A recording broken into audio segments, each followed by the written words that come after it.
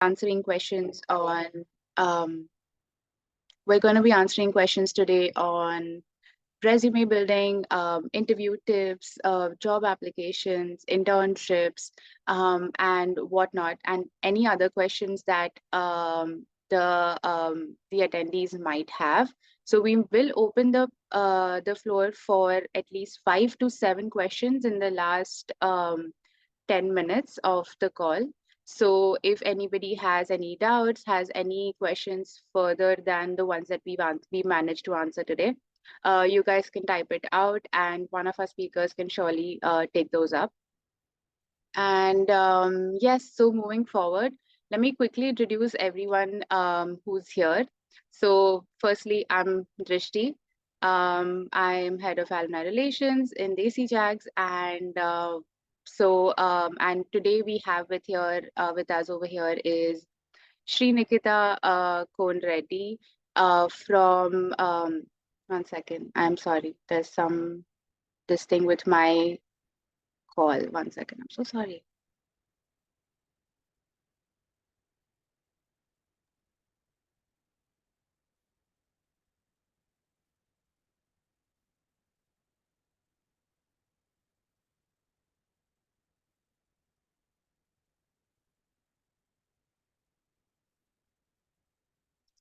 Yes, sorry about that, guys. So sorry. So we have Shri Nikita from Health Informatics. We have Pujita from Bioinformatics. We have Akhil here from Health Informatics as well. Nahush from HCI, that's Human Computer Interaction. And Archit and Sarathi from Computer Science. So I'm going to quickly open the floor for the speakers to introduce themselves, to just share anything about their backgrounds that they wish to. Please go ahead. I can start. So hi everyone, I am Pujita and I graduated in this December 2022 with a master's in bioinformatics. And I'm currently working as a clinical data scientist at Roche Diagnostics here in Fishers. And that's a little bit of me. Any person next can go. Hi everyone. Oh, sorry. Go ahead. Go for it. Yeah, hi everyone. This is Sri Nikita Konreddy. I have graduated in May 2023. I started working as a clinical data analyst at Riverview Health in Noblesville, Indiana. So I did masters in health informatics. Hey everyone, I'm Nahush Farkande. I graduated this May from Human Computer Interaction. Currently working at Charter Communications, also known as Spectrum. Yeah, that's it. I can go next.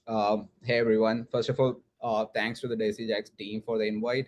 My name is Akhil Joseph. I graduated with a master's in health informatics from IU in May of 2022. And I have been since then, I have been working as a research scientist at the Independence Blue Cross based out of Philadelphia.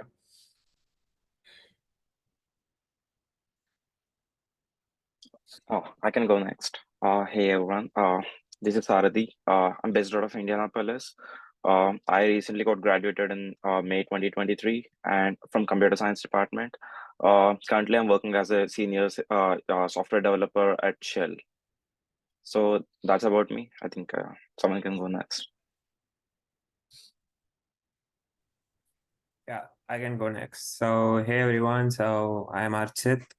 I graduated from Masters in Computer Information Science, Indianapolis, like IUPUI, by 2021 May. And now I'm working with JP Morgan and Chase as a software full stack developer. So yep, pleased to meet you guys.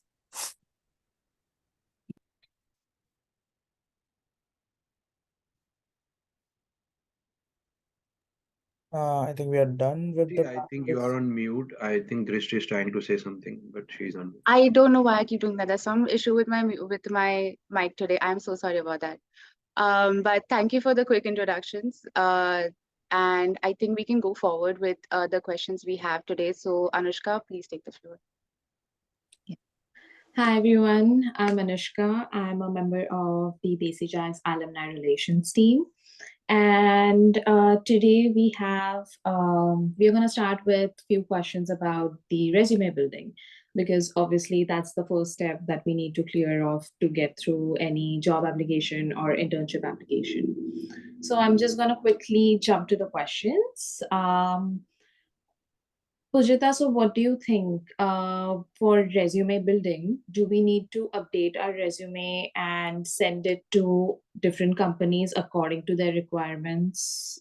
What are your thoughts on that? Yeah.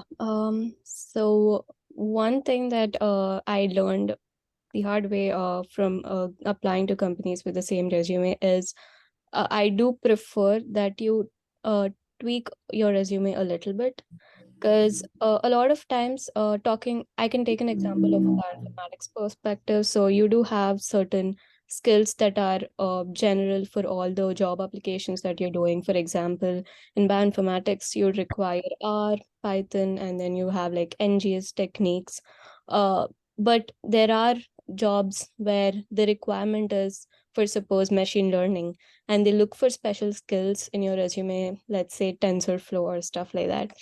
So it is important that your resume has that special skill mentioned in your skills section. Apart from that, all of your experience, your projects, that can be the same.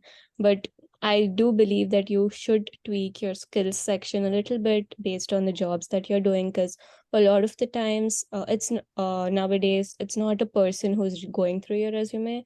There are machines that read your resume, and that's how you're shortlists. And these AI techniques, they just look for those keywords in your resume and you're shortlisted accordingly. So I do prefer that it's one recommendation that you do tweak your skills session, especially when you're applying for jobs. So yeah, that's one of the tips that I do have. Yeah, I absolutely agree with what you said. Does any one of the other panelists want to add something to what Pujita said? The only thing I would add is maybe it's easier to do this now, to add the key. And you can just use ChatGPT, paste in the job description, and then just ask it to tailor the resume to the job description. But of course, it is necessary to keep in mind that that's a tool. So use that for pointers, not as an exclusive auditor of your resume. Yes, I absolutely agree. I think ChatGPT just saves our time to like edit the whole thing. Okay. Before we move to the next question, I have a quick question. Mhm. So the audience here, is this current students or is it upcoming students? Just so that we No, they are all current students who are planning to apply for internships or jobs. Yeah. So the next question is, what should be the ideal length of the resume, and what tools should we use to design our resume? Like, should it be Word or any other tool that you guys want to recommend about it? I can shed some light on it. So from my experience, I would say I had resumes that are like just 1 page long. I have resumes that are 2 page long, and both have got me interviews. So I don't know if it's very cunning to say that okay, you should be only having just 1 page resume, but depends upon what skill sets you have, what kind of experience or internships you have done, and what kind of projects you have put like to put up on the resume. And but try to limit the things that are relevant to the position that you are applying to, rather than just dumping everything that you have done from school days all the way to the master's program that you have done. So try to tailor it in such a way that you keep the necessary and related experience and related works of projects or internships that for the positions that you are applying to. And like some people may have 1 page that they can fit in. Some people may struggle to make resumes with things that can make up 1 page. Some people may have a lot of things to put in that may be not sufficient or more may not be enough to put it just within 1 page. So I think it's a personal thing to make, but one-page resumes are, I think, better, especially because considering that the hiring managers or the team is not going to spend a ton of time reviewing or trying to read everything that you have put up on through that one. So try to make it concise and try to add things that are very relevant to the position that you are applying to. Saves a ton of their time who is reviewing your resume. And apart from that, one thing I would really stress on is the tools that you can use to make up your resume. So I personally don't prefer someone using Word in these days. Like, don't go with making resumes using Word document, but something that you can really do is try to make your resumes in parsable format, so that even though you have to spend some time to make it in such a way, but it saves a ton of time when you're applying for jobs.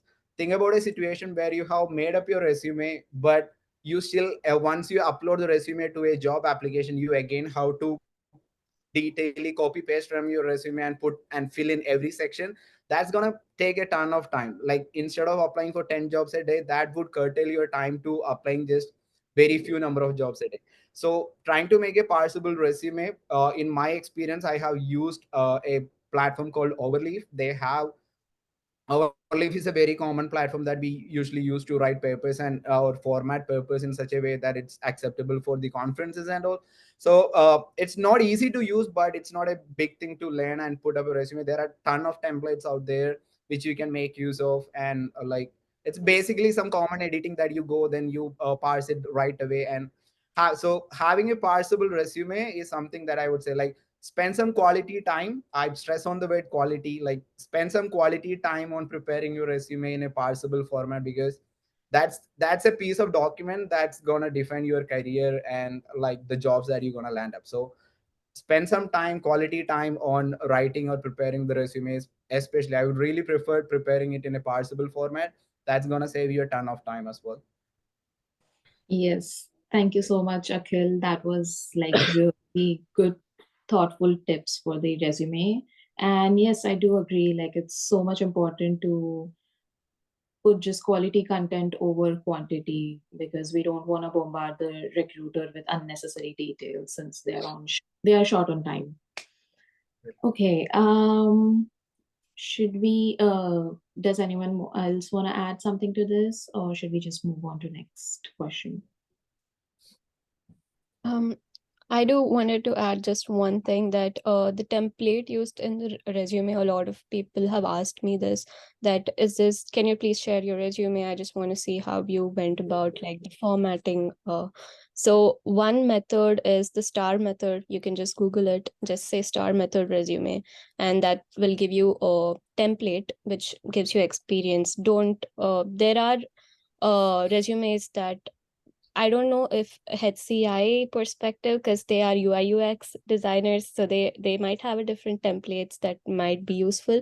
But for general people applying for jobs, the STAR method is the one method that every company stresses on or like looks into, because that's very formally organized. So I would recommend using a STAR method for the resume templates.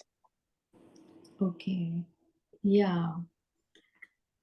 Okay, so let's move on to the next question. So the next question we have is, what should I do as a candidate to emphasize more on my resume that makes me stand out from all the other candidates that are applying?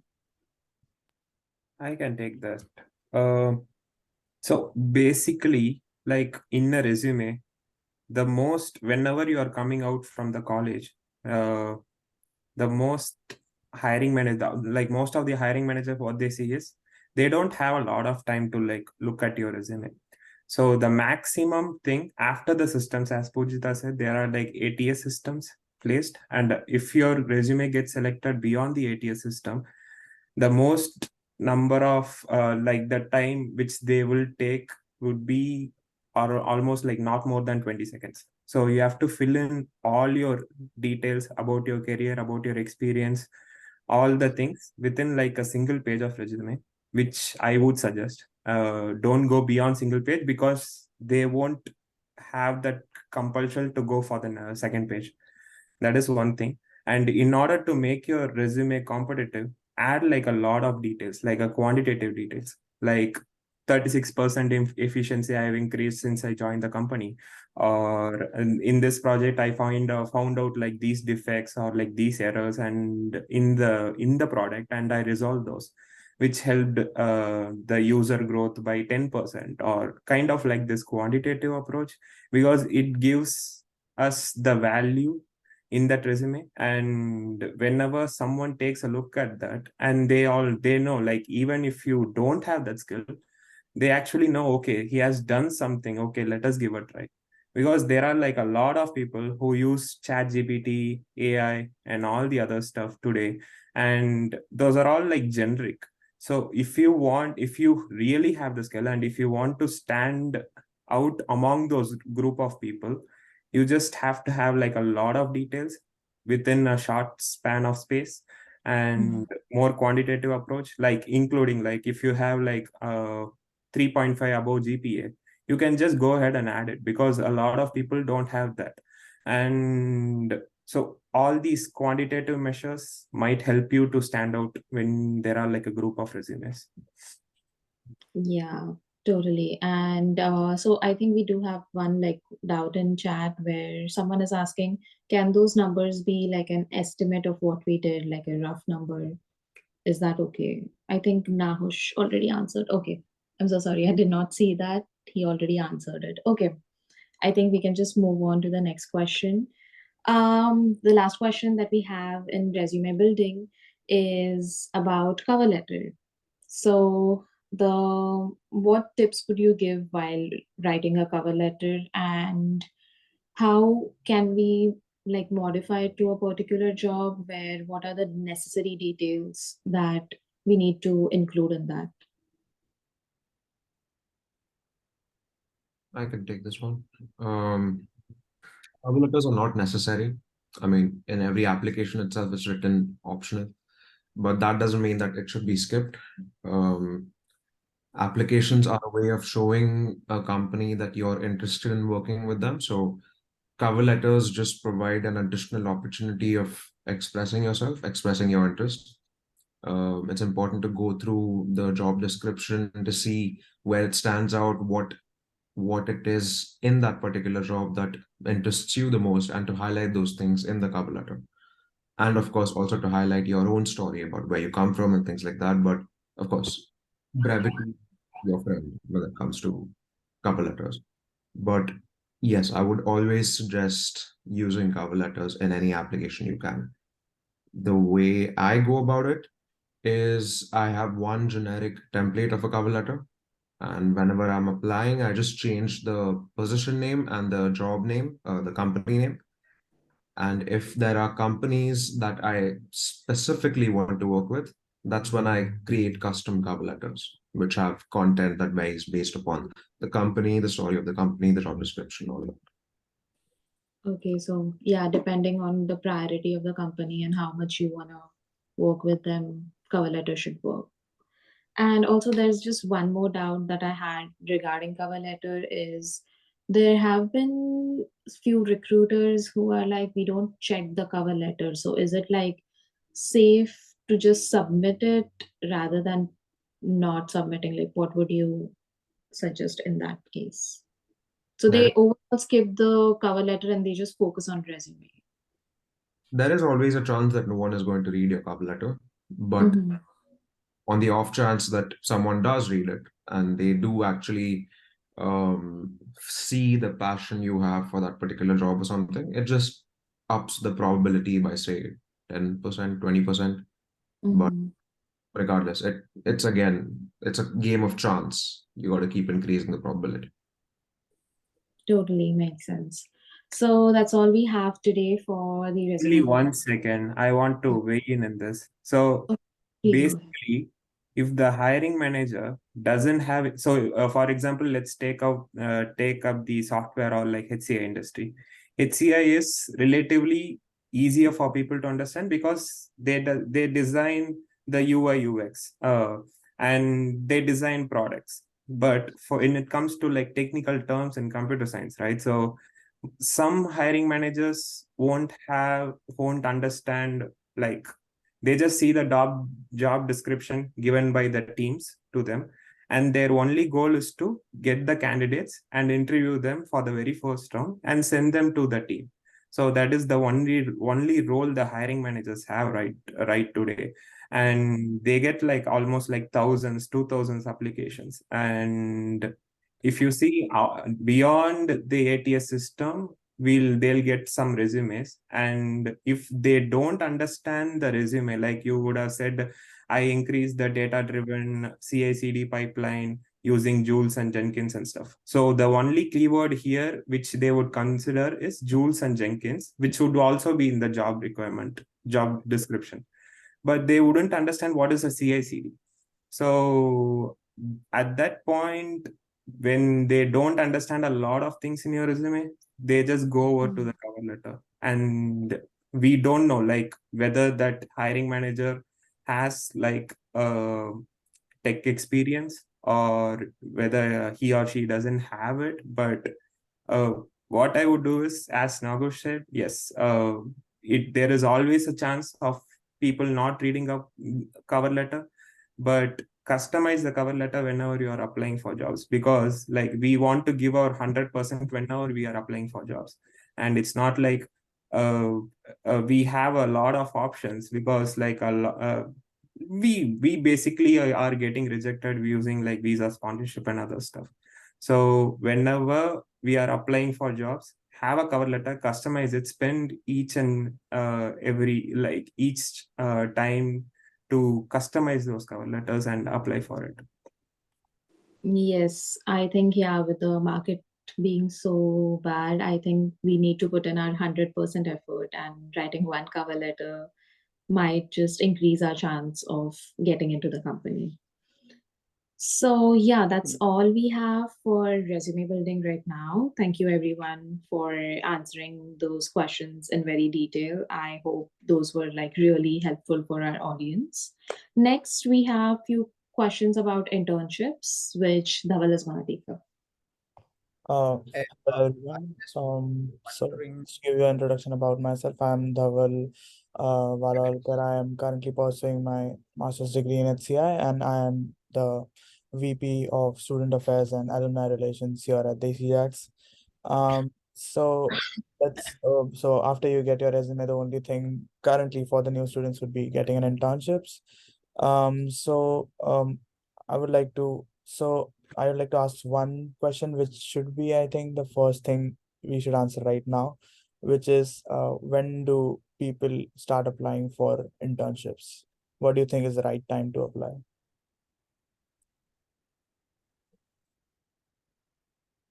Nahush, would you like to answer? Sorry, I can go next. So I think maybe if you're targeting for the summer 2024 or something like that, I would suggest you to maybe start from now itself. Maybe some bigger companies, they have a deadline or something like that. So better start applying for now. That would really help you to start focusing on the bigger companies, as well as you'll get familiar with the kind of interviews what they take and all. And being from the CS department, I always suggest the people to work on the lead code and all, right from the day one. So I would suggest, all in all, maybe there is no such the right time to start applying for the internships. Start applying from now. Just you can just go to the LinkedIn, and then if there are any internship opportunities, especially the large companies, definitely they start hiring, or looking for the internships at any point of time. So they have a specific deadlines. So I would suggest you to start maybe from now if you're looking for the next summer. I absolutely agree with Sarathi, because for example, if you take the FANG companies or like the MANG companies right away, Meta, Amazon, Google, like I'm talking in respect to CS, but when you take those companies, the summer internship application closes by November end, and December everyone is on vacation. So they just come by January or January mid or like February early. They just come, they just take out the resumes and filter out people and start interviewing for the summer internship. So like this is the right time for those companies. And for like spring students, like if they are like targeting any fall internships or any other internships, it's good. Like if you see a job position being open, and if you have your resume and cover letter ready at that time, just go ahead and apply for it. Okay. Yeah, that's really important to apply because speaking from personal experience, I can like vouch for that. Like if I would have started earlier and I could have gotten better opportunities. But yeah, that's another topic to discuss. But yeah, let's take on to the next question. So the question would be how do 1 second. I'm sorry, Dhaval. I think Nahush is trying to speak, but we can't hear you. Can you hear me now? yeah. Yes, better now. Yes. Sorry about that, Okay. guys. I wanted to add something to that, to the previous question, specifically from a human-computer interaction perspective. It's really essential to start as soon as you can applying. One opinion or one strategy that a lot of people take when it comes to HCI specifically is they wait for the right time, and by that I mean for their portfolio to be the best it can ever be. And that's where things actually go kind of wrong, because your portfolio is never going to reach your expectations.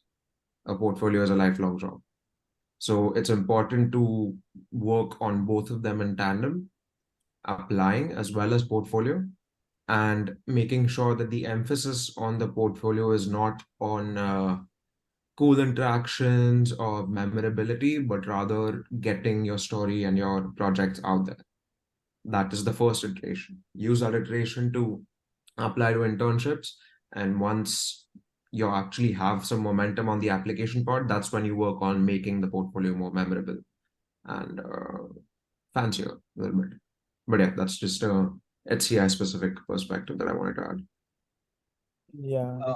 I just want to add one thing, like as Nahush and the other ones said, start early because it's going to take some time for you to start seeing response to your applications. You're going to get a lot of rejections right away in the very beginning. And that's like we all have been through that. It's a part of the process that we are going through.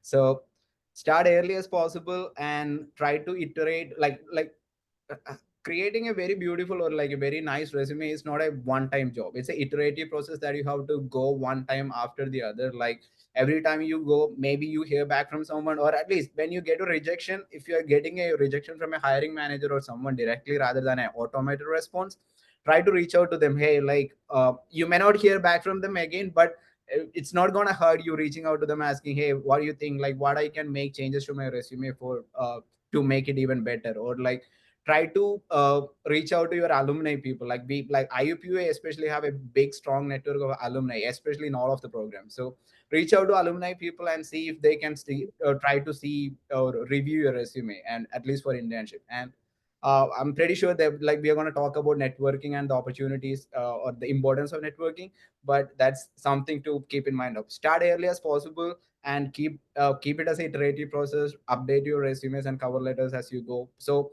at least by the end of first semester, you have a very nice resume to put forward to get potential calls for interviews.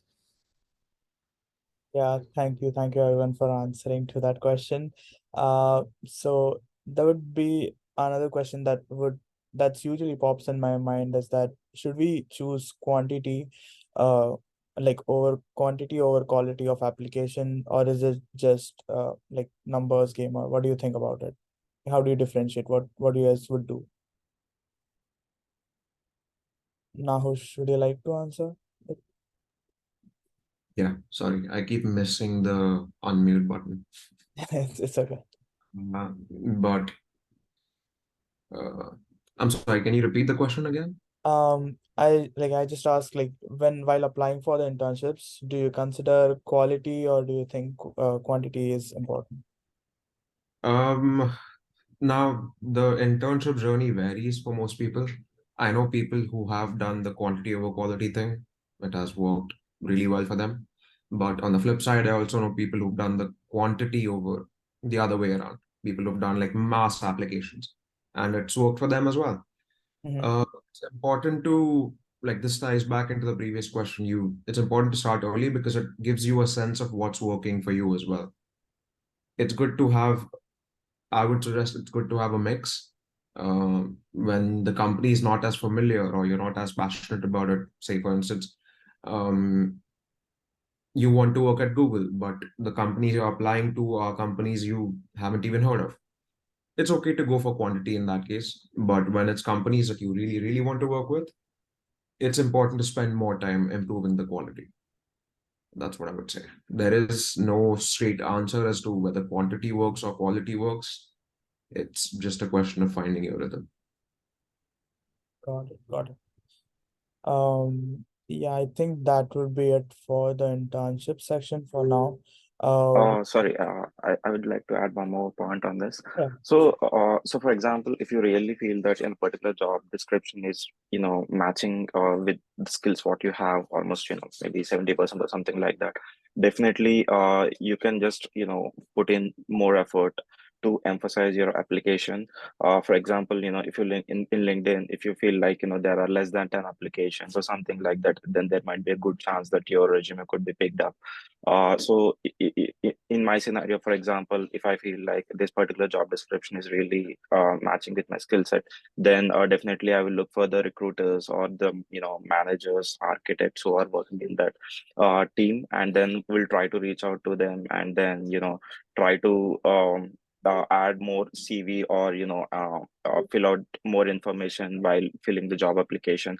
So maybe I would take some extra time to reach out to the recruiters or finding their emails and try to mail them or showing my interest. But at the same time, if you feel like for some job applications, I would directly go ahead and apply. But as earlier, as people were saying that sometimes you just need to figure out what works for you.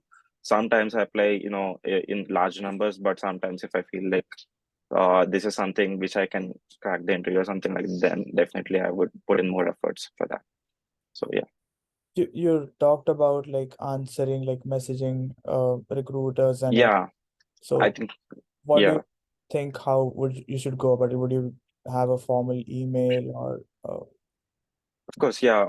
I mean, for example, you can just get all those things in ChatGPT or something like that. Now there are a lot of social media, pages or something who are talking about the regular format. But I would strongly suggest you to prepare your own, kind of email, or any short message. For example, in LinkedIn, if you're trying to reach out to them, I think there is a limit of 300 characters or something like that. So you just need to, figure out your own message that doesn't sound like you copied it from the ChatGPT or something like that. But that's how I used to reach out to the recruiters or the managers, just showing my interest. So just keep it precise, like go straight to the point or something like that, because there is a limitation when it comes to the sending the LinkedIn request. But when it comes to the email, I would suggest you to kind of uh, go straight to the point that, hey, I have gone through this particular so and so job description, job description. I would, based on my skill set, I feel I could be a strong fit. So would you like to open for a chat or something like that? So that's how I used to interact with them. And it really turned out. So I used to send requests to at least 10 people. At least one used to accept, and then from then I used to drive the conversations. okay, yeah, that's Yeah, really important because I don't think people do that. exactly. So if you're sending only for one or two, you may or may not get the response. But yeah.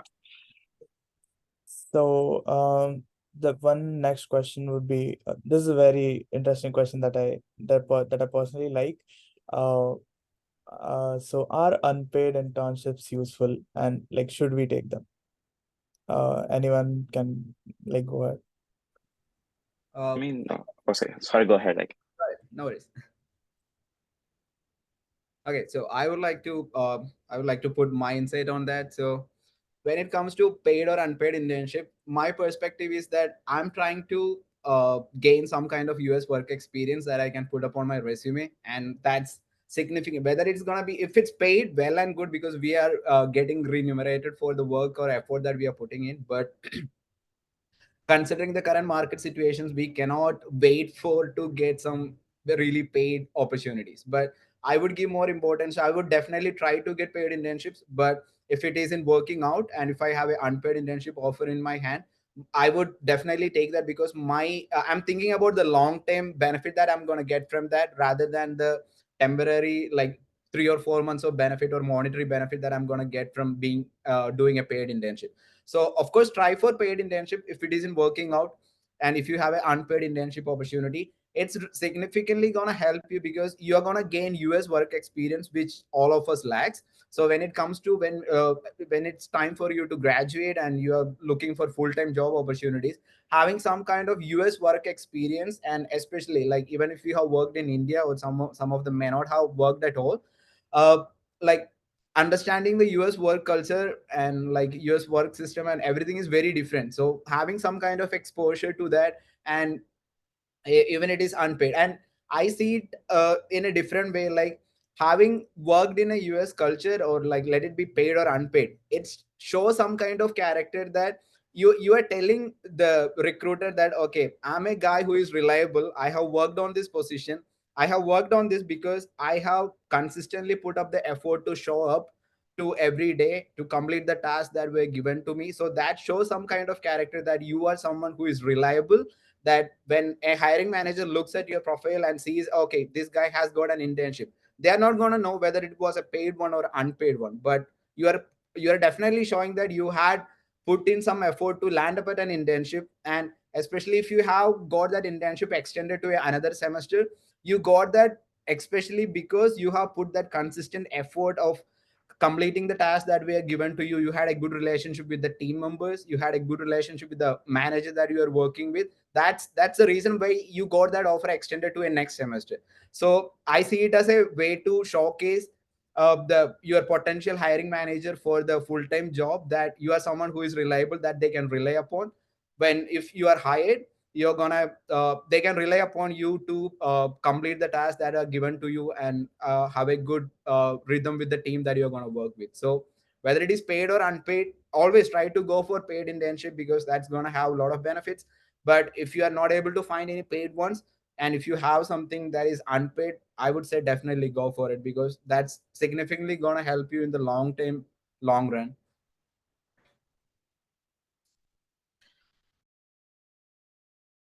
Okay, sorry, I didn't think about that way, but I think that's a very valid point to show our experience. I think that really matters. Maybe at least to getting while getting a job. So I think we can conclude the internship section for now, and I think we can move ahead with the next section, which is the job applications. And Shashank, yeah, Drishti. Sorry, I think Nahush is still on mute again. Am I still I'm on? sorry. Yes, perfect. Oh, can you hear me, right? Okay. But yeah, I wanted to add to that. For most people in their first semester who have taken LIMS IDP, she will probably tell you guys not to go for unpaid internships. And like she will have a specific slide just mentioning do not go for unpaid internships. Which makes sense because arguably it's a risk. You don't know whether your work will be valued and receive work. If things do work out, there is a chance that you get a portfolio piece or you get that. But unpaid internships always a contentious topic because the way I like to see it is the only way they'll value it is if they're willing to spend. So there is, I would suggest caution. I would not completely advise against it, but I would suggest make sure you know the kind of people you're working with.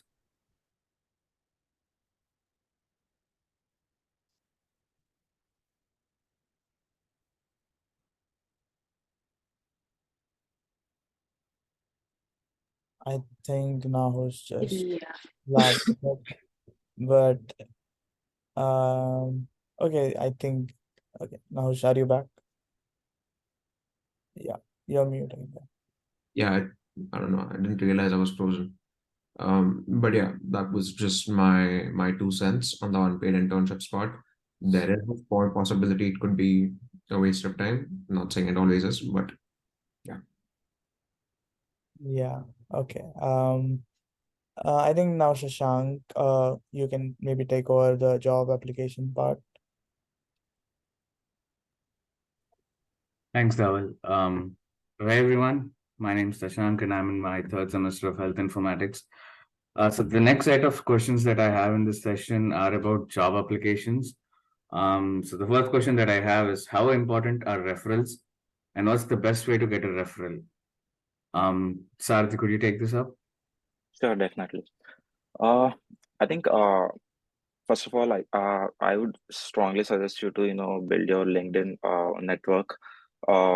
Maybe you can keep in touch with all the existing networks, and then trying to reach out to the new ones. For example, if you feel like you're liking their work or something like that, or if you feel if you just go through any job application, feel free to drop a message to them, try to reach out to them, as I mentioned earlier. So some people are okay to refer you, some people may not be, but it's okay. I would suggest you to at least there are some kind of tricks where you can just reach out to the try to look up for the recruiters or the kind of technical people, technical lead, something like that, of that particular company or job description, by looking at the job description. And then just look for that company and try to look for the that specified people and try to reach out to them. What I used to do is at least I used to reach out to 10-15 people, something like that, but at least 2 or 3 people used to accept, because not everyone has the time to go through the LinkedIn every day, especially the professionals, right? So if at least you're getting 1 or 2 approvals or something like that, that way I start the conversations and then try to show them that look, I have the skill set, and this is the job description, so would you mind referring me or something like that. Some people are okay, but some people are not okay. It's totally fine. But that is the way where I used to start the conversations with the recruiters or the referrals. And if I know someone who is already in my network, definitely I will try to reach out to them directly, because I know them earlier. But there are some instances where you may not know the people at that time. I think this is the trick which I usually follow, and it worked too. Also, sorry. So also maybe if you feel like someone who is already worked in that organization in your friend circle or something like that, then still you can reach out to them, but it's not 100% guaranteed, because they the referral which you're trying to reach out to has not directly worked with you. Sometimes if they have like close network, they may they will be okay to refer you, but not all the times. So it depends on the case to case, I would say. Yeah, so I can also weigh in with what Saradi said. So the thing is, like, it's very important. Like I used to have this notion where I thought like asking for referrals is kind of like embarrassing or stuff, but it's very important to have referrals when you are applying for a job, because it kind of gives you and like puts your resume into that company system rather than going through that old ATS approach. So when you normally apply for a job without like a referral, your resume will be taken by the company, but we aren't sure whether they'll look at your resume. The hiring manager or some people who wants the exact same skill set which you have in your resume might take a look at your resume. So having a referral is very, very important. And employees who refer people, so this is kind of important. Like employees who refer people, and when they get an offer letter or like when they accept a position under your referral, employees are also getting benefited, because part of the sign-in bonus which you get will also go to the referral, the person who referred you. So it's both a gain for it's a gain for both of you guys, right? So never be embarrassed about asking a referral, and having a referral before you apply for a job and having someone, as Saradi said, having someone within the team who is like hiring someone might put you a good word, so, and which increases the odds of getting an interview with that for that position, rather than being stubborn and not asking for referrals, and or like not networking and just go directly and applying for jobs. Because I have done that. I've been very stubborn and stuff. So then then that changed my opinion, because once I came into the company, I saw how the referral system works. Yeah, I would like to add a point to that. Like, I absolutely agree with what Archita and Sarabhi mentioned. So there are like, especially in corporate career sectors or corporate companies, there is something called as referral bonus that current employees get. So they are also going to benefit if you get hired. And apart from that, like, let's say if someone is reaching out to me, who is doing the same program from the same university that I have done, and so when my team or when someone who is whom I can refer them to is looking at, they are looking at also seeing, okay, this guy is coming from the same program as Akhil have done, and we know the quality that he is putting into the team, or like just in case, like anyone who has come out of that program from that university, they know what they can expect from those candidates. So that slightly gives you an upper hand. Like, it doesn't work out in every case, but can significantly give you an upper hand among other candidates, because they already know what at least a certain percentage of what they can expect from you, because they already know someone who graduated from the same program from the same university and what they are delivering for the team. So like, don't be embarrassed, reach out, and it's like a give and take. If you get it, you get it. If you don't, it's just a lose of word.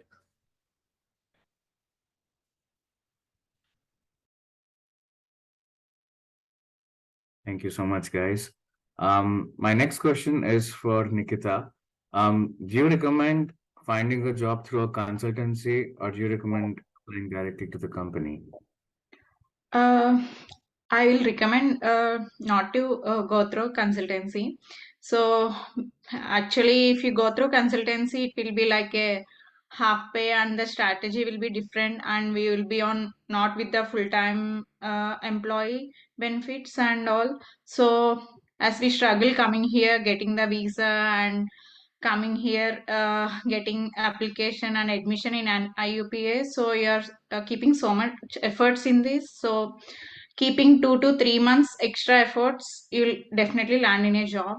We can see in LinkedIn, when I started my job hunt, I have seen like mostly IUPA alumni, 90% are in with full-time jobs. So by seeing them and get motivated, so better if you keep applying consistently for 2 to 3 months, definitely will land up with the full-time job. So I'll definitely won't recommend going with consultancy.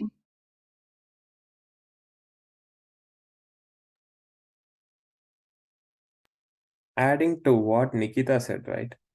And if you see the news, there has been some consultancies which has been blacklisted during the H1B lottery pick, like the previous H1B lottery pick. So having, like, they prepare your resume, they do all those stuff.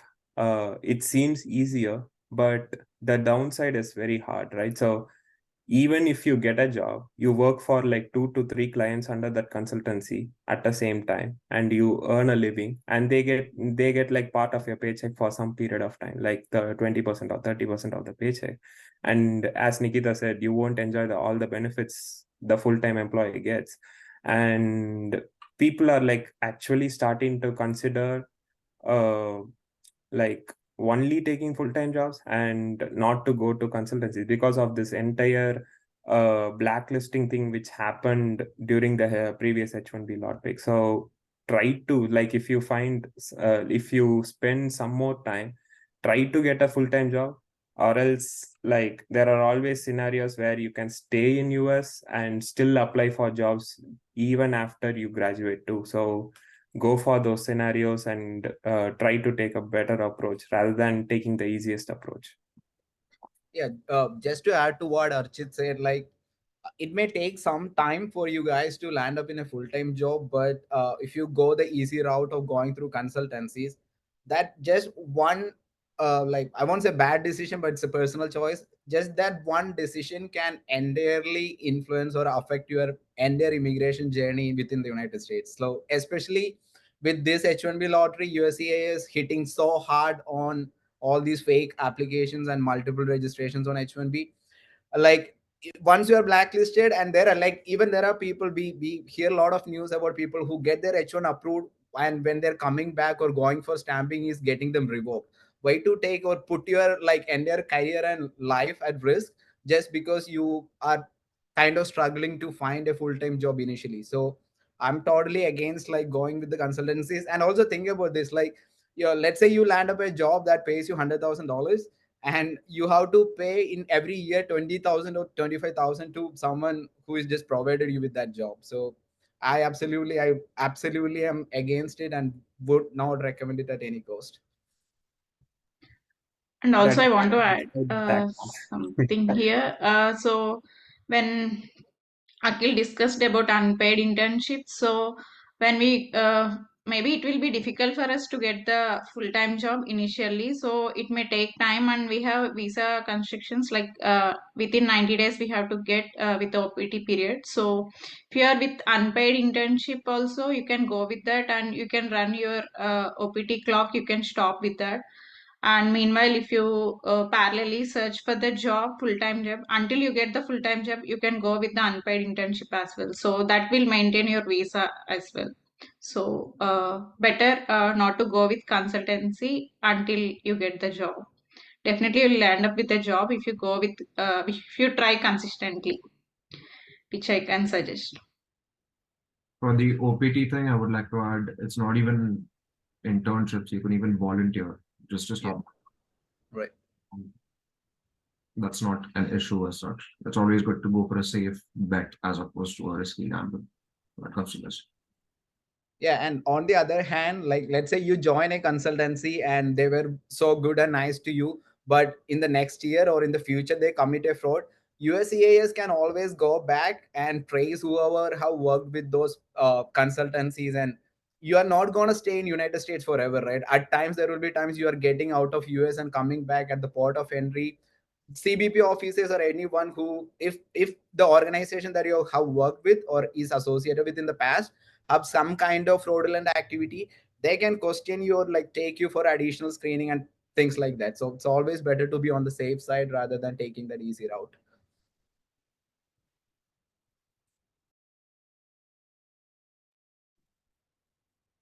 Thank you so much, guys. And an important aspect of job applications is negotiating the salary. And so in that aspect, my next question to Nahush is, how do you find the salary range for a position that you're applying, and how do you negotiate the salary during the interview? Again, this is a lot of strategy. I mean, different people, different strategies. I'll mention what I usually go for.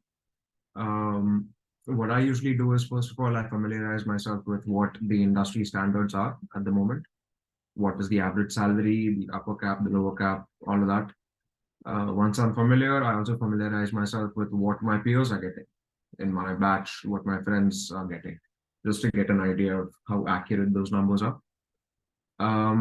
Once that is done, once you've cleared and like the first few rounds of an interview and they're asking you for the compensation, that's when I'm a little careful, because you give a number that is too wrong and they'll just be like, this guy's unrealistic, and they might just pull the offer away.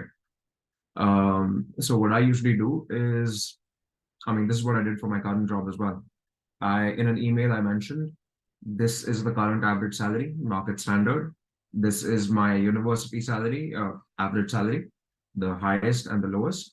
And based on that, you can make your decision about whatever you want to pay me. Now, this I did because I didn't have leverage. I did not have any backup. If I lost that internship, I didn't have an internship, which is why I was giving them a bit of autonomy when it came to dictating my salary. Whereas if I had one offer in hand, then I would have some sort of leverage where I would tell them that I already have an offer which is offering me this much. So if you can beat that pay, then then all good. I will join you guys. But if you cannot, then I'll have to respectfully withdraw. But that's what I usually do. When you don't have leverage, it's best to be safe. And when you do get something, then you can demand. Yeah, I think I would like to add on that point as well. So initially, whenever the recruiters or the HRs, they're trying to ask the salary expectations. First of all, I will try to keep it like open. So I would rather say I would, my salary expectations pretty much open. Maybe you can just come up with your, the kind of salary range which you're offering for this position. So I would let the recruiter, talk about the salary first, so that we will have a clear idea, and the ball would be in our court in that scenario. So rather than just telling some random numbers or something like that, if you let the recruiter talk, then you will have a better idea of what they're trying to offer. So who knows, if your expectation is 100K and they're ready to offer you 140K. So I would suggest you to keep the conversations pretty much open. Try to understand from the recruiters, point of view, like how much they're trying to offer, and then you can talk about the numbers which you're, expecting. So I usually try to say that, rather than just saying I'm expecting this much, I would rather say I've been currently being interviewed for the salary range. So in that way, they would get to know that, okay, he's also giving some other interviews as well, so it might be competitive. So in that scenario, maybe that would also really help you out. And if you really have an offer in hand, maybe you can just try to match with that numbers. But all in all, I would say, apart from the salary expectations, try to look out for the benefits as well, what they're providing. Some companies, they might offer you a bit less, but the benefits could be outstanding. So you need to look at the benefits as well, rather than just focusing on the base compensations. And I think another thing to add, like there is a lot to consider when we are negotiating the salary. Like it can be like the sponsorship requirements, or like if they are ready to sponsor you, and if it's a non-profit organization versus a corporate organization, like then the benefits that you're gonna make, if there is any stock options, like any other benefits, how they're gonna do with the 401k, and like a lot of things to be considered. But a general notion is that whoever gives, or whoever, whether it is us or the recruiter who puts up the first number, loses the game. So that's like the general notion. So try to, as Nahush mentioned and Sarathi mentioned, try to mention ranges, like, but do a thorough research on the position that you are like going to get offered for, the place that where you're going to work, and what the peers are making, and what your peers are making from the graduate who graduated from the same program are making. Based on that, make, like, don't put an exact number, but try to give them a range. And if you already have an offer in hand, of course try to go just go and ask them for something that is maybe 20-30, or like 10-20-30K more upper than what you currently have, if you get good. But and from my experience, what I have seen is, you are not going to get an offer rejected just because you ask for a higher salary. They are of course going to negotiate and try to make it work out for you. And but try to get as much you can squeeze out of them to get the pay scale that you can get. Yeah, I like that point. I think always negotiate. Always negotiate. Yeah. So no matter what. Nobody is gonna take away or withdraw an offer just Exactly. because you ask for a higher salary. Like they're gonna max. They're gonna say is, hey, it's not gonna work out. This is the max that we can offer. Then like try to make it out. Rather than the base salary, maybe try to negotiate for the benefits that you're gonna get. And like things may work out, may not work out, but it's always like you won't have that guilty feeling that you lost something because you didn't ask for it. So always negotiate.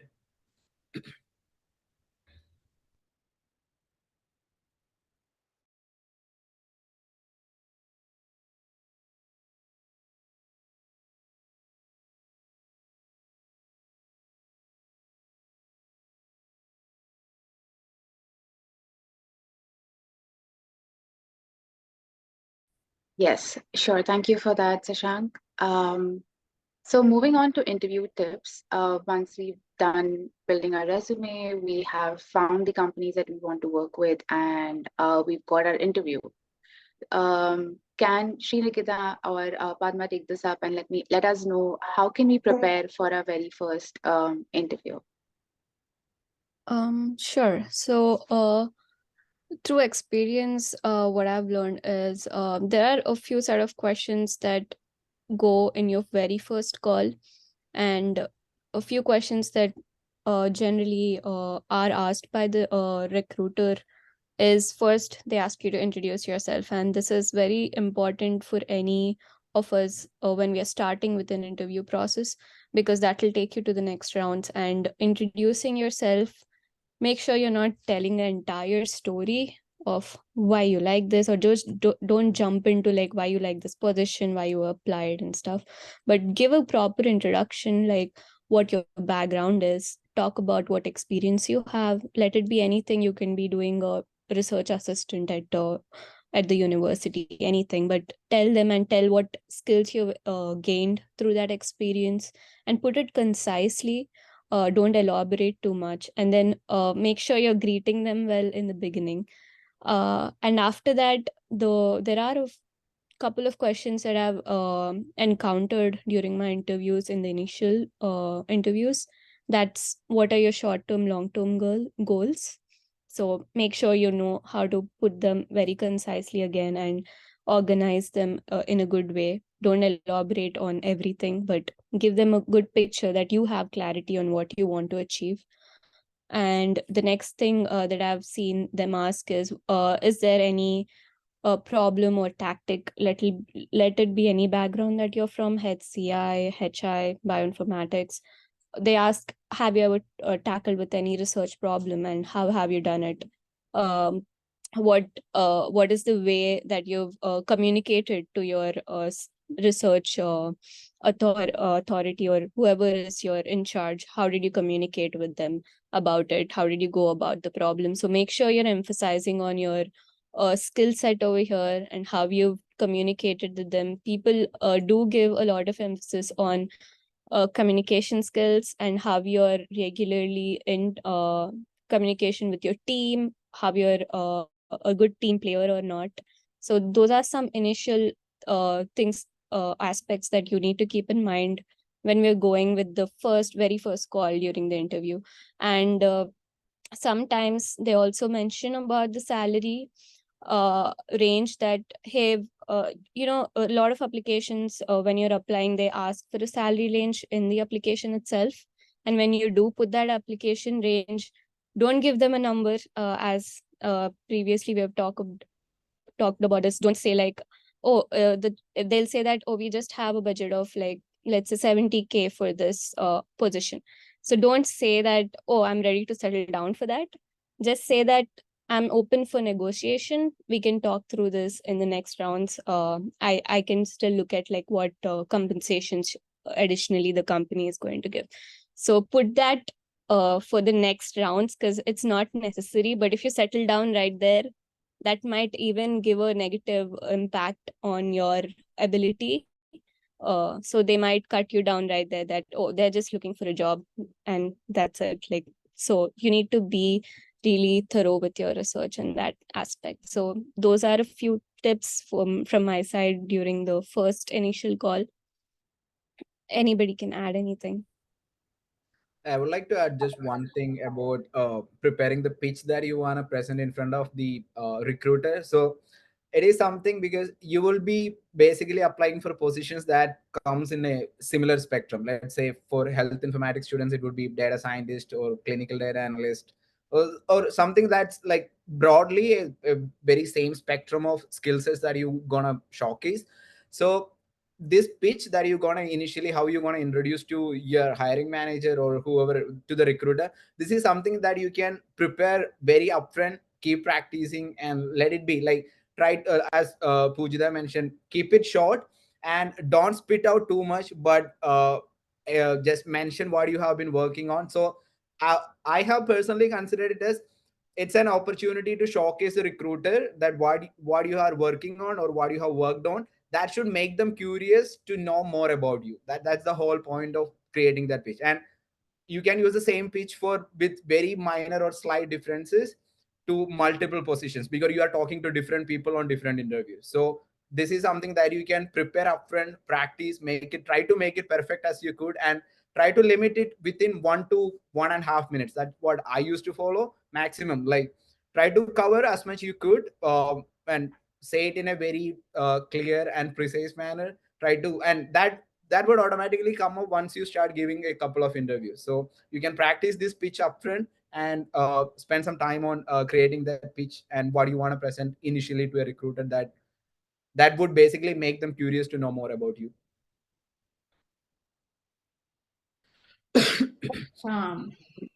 I want to add on this. So for interview preparation, throughout my experience, I have seen it's like 3 parts. So initially, the strategy will be with different types. Each recruiter has different types of models of recruiting the person. So initially, someone will come up with the normal calls like HR calls, and they'll explain the job, company, and also their salary. If you are in that phase, they'll take you to the next round. Then it will come with the exact round with the interviewers. So the round will be like panel round. It may be with 2 to 3 people or 2 to 5 people maximum, and it will last for half an hour to 1 hour. So that will be it depends on recruiters and the company. They'll have different types of models. And coming to some companies, they'll directly ask you for the direct round. It will last for 1 to 2 hours. So try to prepare for the initial calls. You just need to say like a simple HR round, and then the main interview you just prepare mainly like introduction. Definitely they'll ask you for introduction. It will be the common question, and they may not ask you, and some may ask you about walk me through resume. And that panel round, definitely they'll go with their behavioral questions. So mostly behavioral questions which I have come across were mainly why this company, why this role, and how do you manage stress, and how do you handle conflict with the colleagues, and how do you manage multitasking, what are your positives, what are your negatives, and what you expect typical day would be, like that. So in the behavioral questions, you go with the STAR model. You can go like check with the ChatGPT or with the Google it, or you can go with YouTube. You can have some videos how to answer the behavioral questions. So sometimes we can answer on spot, but sometimes we cannot, because we may not come across those situations, but it may we have to answer spontaneously. So better be prepared with the behavioral questions as well, as many as you can. And coming to the technical questions, they'll ask you to speak up with your projects mainly. So when you speak about your project, then they'll start asking you about your project skills. For example, for health informatics people, they'll go on with SQL, Python, and R projects. So based on that project, they may ask you to elaborate those things. But some recruiters may come up with their strategies, giving you the codes, and they'll ask you to solve that.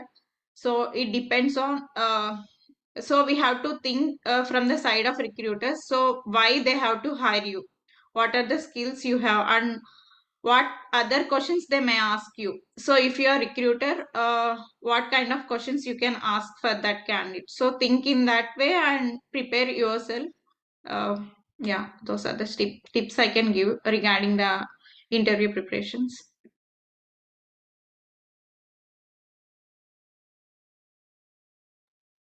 Thank you for that, Nikita. So about the next question was also about the behavioral round and the technical round. Does Sardi want to add anything to that? Sure, definitely. So I think for the technical rounds, I would suggest the folks to ask some time for the recruiters, because I know if you're really on a floor, like giving 2-3 interviews in a week or something like that, and if you're very well versed with the technical aspects, that should be fine. Then based on your availability, you can just schedule it. But when it comes to the when you're starting, start giving the interviews in the beginning phase, I would request the folks to ask sometime, maybe for example maybe ask 4-5 days or something like that. At least make sure you have enough time to revise all the basics. and be thorough with the job description. Maybe in the beginning calls, the HR calls or something like that, you can ask them, what are the key expectations, for this particular role. Based on that, you can get some information. I think recruiters are the best guides for you. They can act as a best guides. You can just reach out to them and then try to get a clear idea in the first meeting itself, what are their core expectations for this role. Accordingly, you can just stress out on all those areas, and you can if it is a kind of coding round or something like that, be prepared for it. Or if they're looking for some other scenarios, or try to do some thorough research, though if it is you haven't worked on that particular areas earlier, just get a brief idea or high level idea and just try to picturize in such a way that, hey, I worked on this area or something like that. You can just add up, or just create a story at least. But moving forward, you need to put in a lot of efforts to understand that concepts and all. But at least in the beginning phase, though if you're strong on some areas, and if that can cover most of your part, but still you need to be aware of some areas. For example, in my scenario, I'm really good at coding and all, but they are expecting some of the other areas like DevOps, in-depth knowledge or something like that. But I do work on the DevOps, but at least basic to medium level. So I used to add up what are my experiences. But that end of the day, that sounds like, yes, he has worked on it, he needs some extra training on that part. So this way, you can just create a better impression with the technical or technical panel people or the behavioral round. But when it comes to the behavioral round, I think there are some scenarios where you can questions which are available on the internet. But at least end of the day, I would suggest you to come up with the STAR method. I think maybe as Pooja mentioned earlier, you can just Google the STAR method, and then that really helps you to create stories on your own. And then end of the day, that sounds realistic rather than just reading out from the internet. I think that's pretty much what I wanted to say. But maybe someone can weigh in to this question. I think that would be helpful as well. I want to add something here. I forgot. At the end of the interview, definitely they'll ask you what the questions we have. We should not skip on this. We should be. They'll actually introduce you about the role and the responsibilities at the end, starting of the interview. So uh, better listen that.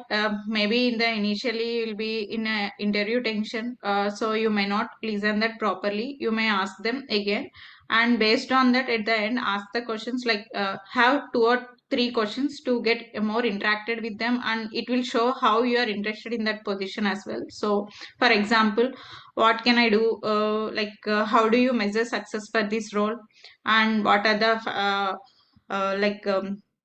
what have been the biggest challenges for this role. You can ask them so that they'll understand how you are interested in this position and how interactive you are. So those interview questions will be like plays a major role as well. So don't skip the questions. If they ask you, do you have any questions, don't go with the salary and all that, you can ask later. So better show interest on position and the role.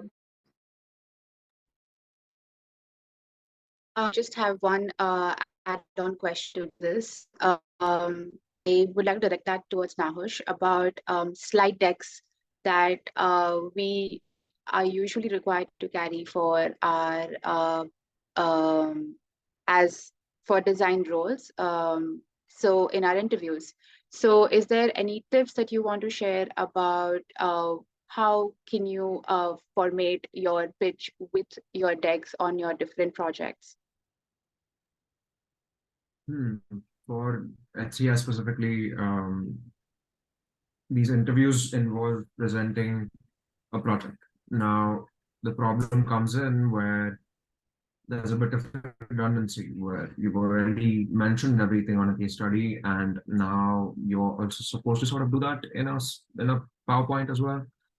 The point of these presentations is to dive a little more in detail. Highlight more about the challenges, the process, and everything, so that your interviewers get to know you a little more. The point of a case study, this is where these two actually differ. The point of a case study is to get them curious about the project. Whereas the point of a presentation is to give them more of an idea so that they know who they are talking to and make a better decision about whether to take them on or not. The way I usually go about it is in a case study, I ask myself, okay, what is the most essential information that needs to be shown?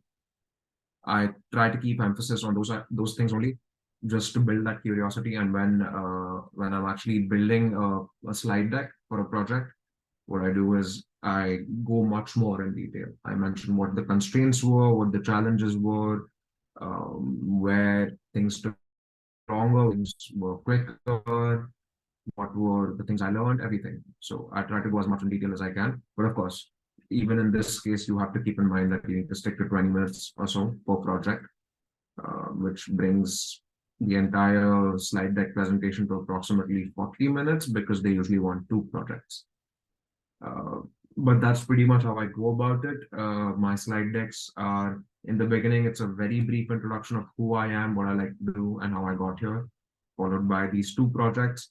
And even in these 2 projects, it really helps. The slide deck itself is not of the most importance, but rather how you present is important. So it's really important to practice presenting using the slide deck and remove anything that you're not spending time talking about. And just refining that presentation as opposed to the slide deck itself. And yeah, that's how I go about it. Like, it's important to think about it from a presentation aspect and not just, is the slide deck good enough?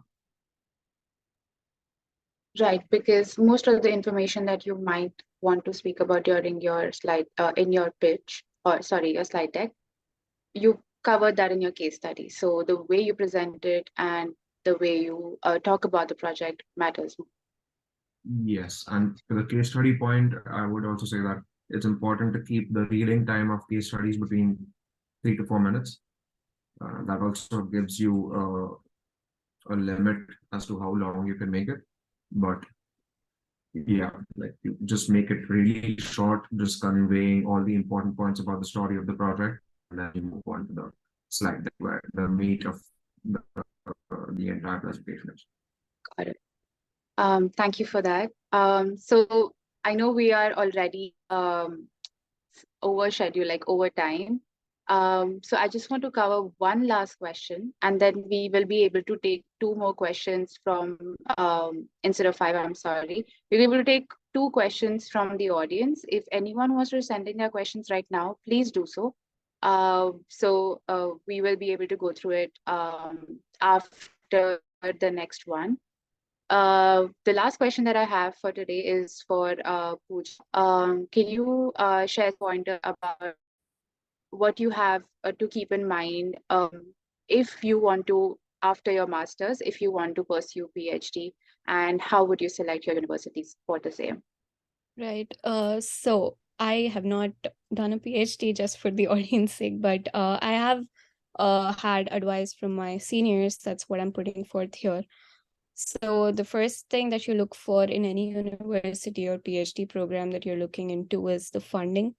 So make sure that research that's ongoing in that, for that particular program has good funding from a grant, and there is a regular grants to that of university or the research lab that you're going to work in, because that is very important for a PhD student in order to continue their research. If the grant is to be stopped at any moment soon after their joining, that would be in some kind of trouble for their research to prolong and everything. And this will also ensure like sustainability within your program if you're pursuing PhD.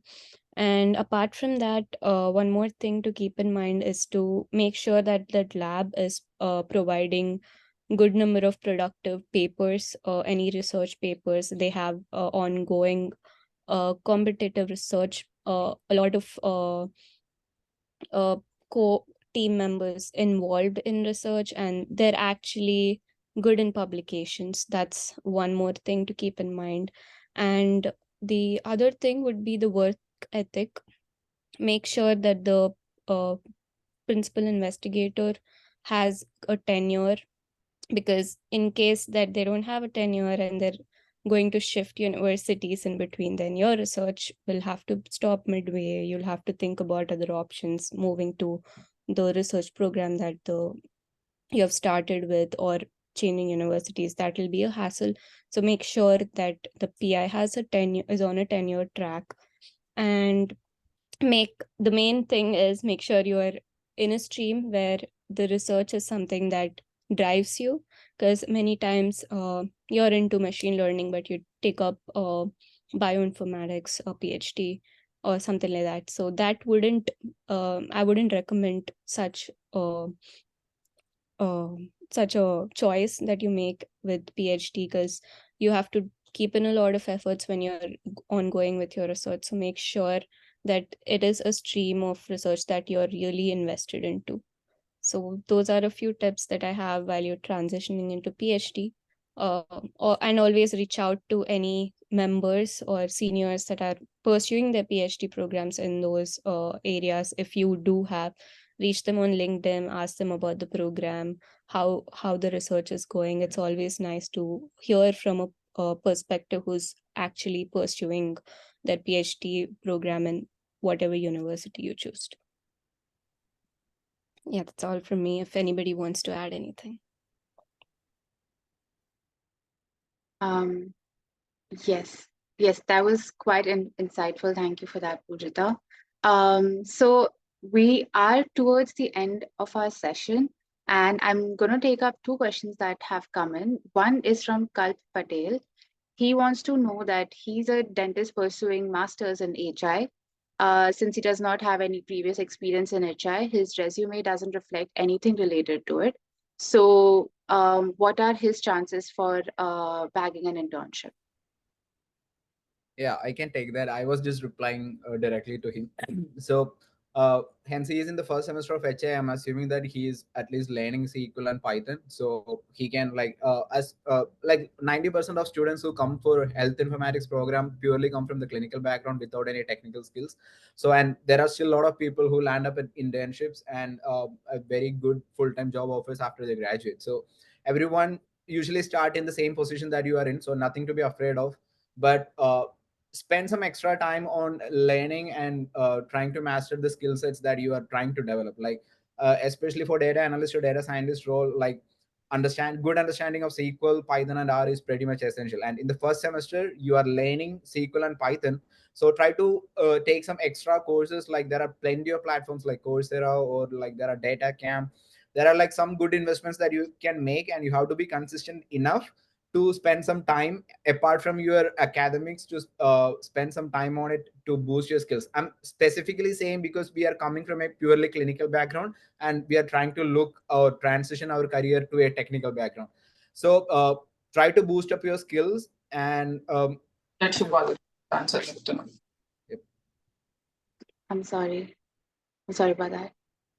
I was saying, like, so try to boost up your skills on trying to build up that skills, especially in SQL and Python. And you are also learning that on side in the course, and try to do some projects and things that would significantly help, or at least you have something to put up on your resume, so that at least you have some kind of technical expertise when you're submitting your internship applications.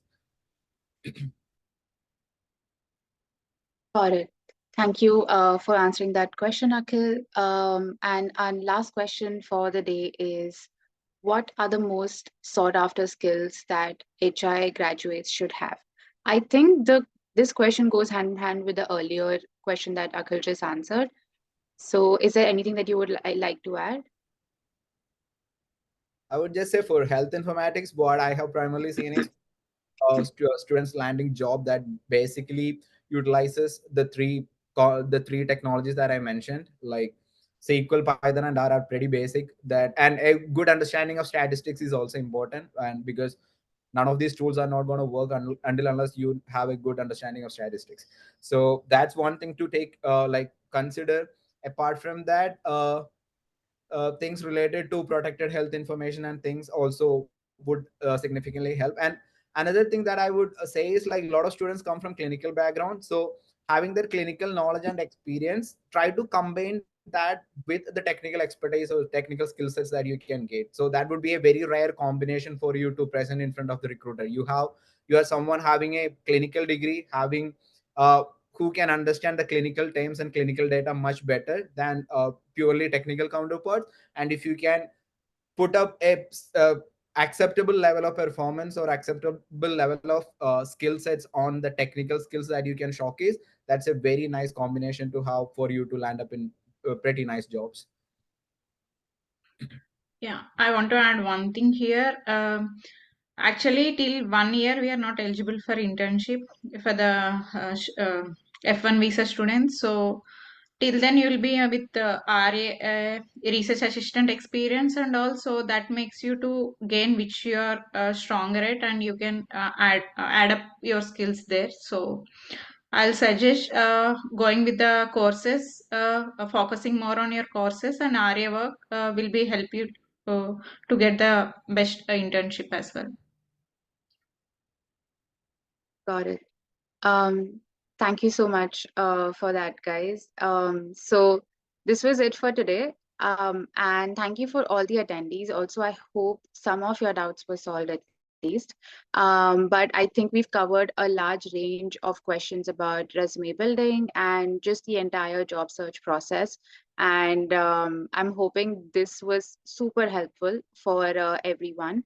And just lastly, I'm sorry, but if I can request anyone who wants to turn on their cameras, we'll just take a quick picture and then we can disperse to go forward with our weekends. Guys, please do turn on your cameras for like 5 minutes if you can. Not 5 minutes, 2 seconds. People will be in awkward positions, right? So I know, but that's why I said not forcing anybody, but if you can, please do. the moment you said pictures, 6 people dropped off. See? Thank you for that, guys. We got the picture. And 1 second, let me just save it. I'm going to lose it otherwise. Yes. All right. Thank you again for joining in, and best of luck with all your job search moving forward, and see you in the next session. Bye, guys. Yes, thank you so Thank much you. to all our panelists today for Yes. making out time and using your Saturday mornings. I understand Friday nights can be high sometimes, but yeah, thank you so much for taking out time, and really appreciate all your efforts and insights for all the students, including me. It was really helpful. I was busy all the time writing notes for myself. Thank you so much, guys. Thank you, JC Jax, for inviting us. And actually, if it would have happened in our job search, it would be helpful for us. But thanks. It will definitely help the current students who are struggling with the job hunt. All the best for everyone. Thank you. Yep. Thank Sure. you. Team. Yes, we'll make sure that we have more such sessions. And yes, and I hope you guys keep joining and supporting us. Thank you. Thank you, everyone. Bye, Do everyone. feel to reach us out. Yeah, like feel free to reach out to us through LinkedIn or however you guys feel comfortable. Yeah. All right. Thank you, Desi Jags. Thank you, everyone. Bye. Yes, again, just one last speakers. request, like Bye. the 6 members, please stay back if you guys can for a minute after the meeting. Thank you, guys.